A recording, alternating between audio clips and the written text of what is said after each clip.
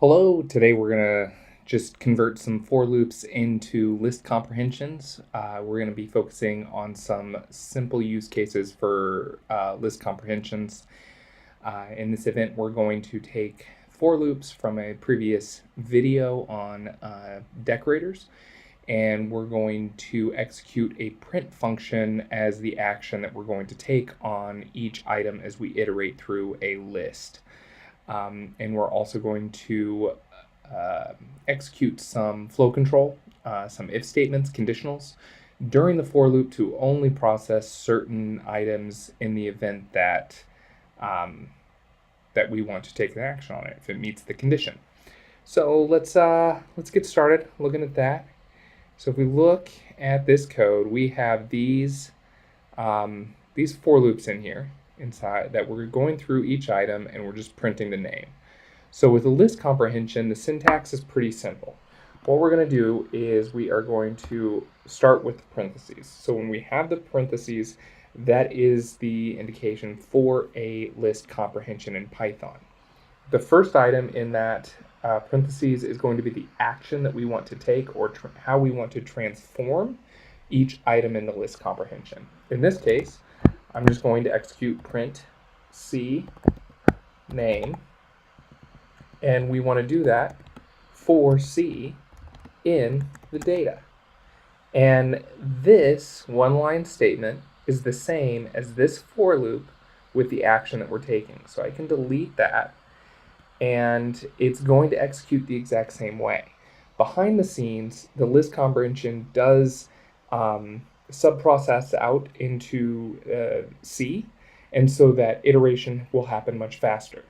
Our example has 5 items, so that's going to be pretty fast no matter what. So if we look at this and we execute our file, Python decorators, we can see that in this top one, because we've only converted a single one, we are still listing out each of those characters, but instead of utilizing a for loop, we're utilizing a list comprehension. And a nice way to think about that is with the brackets, and we can say action or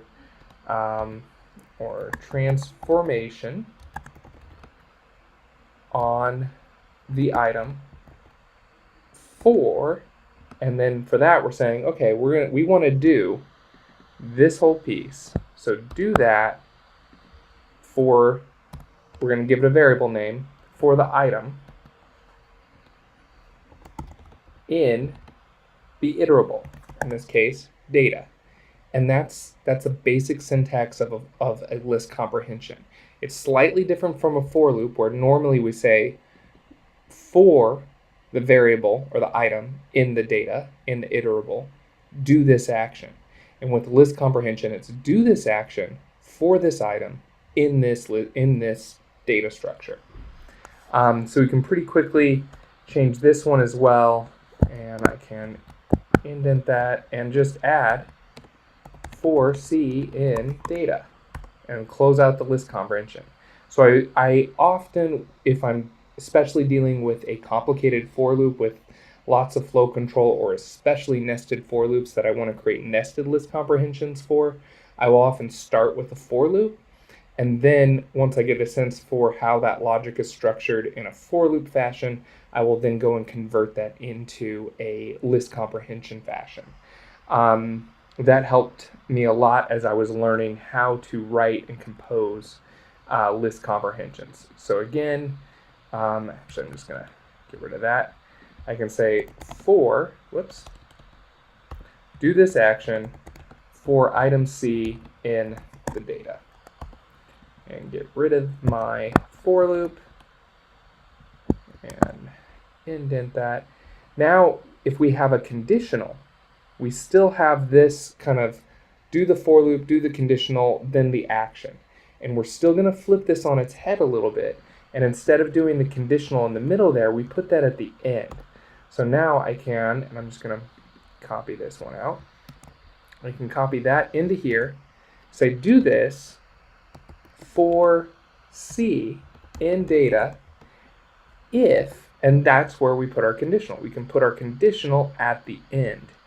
And so I'm just going to copy our conditional in there.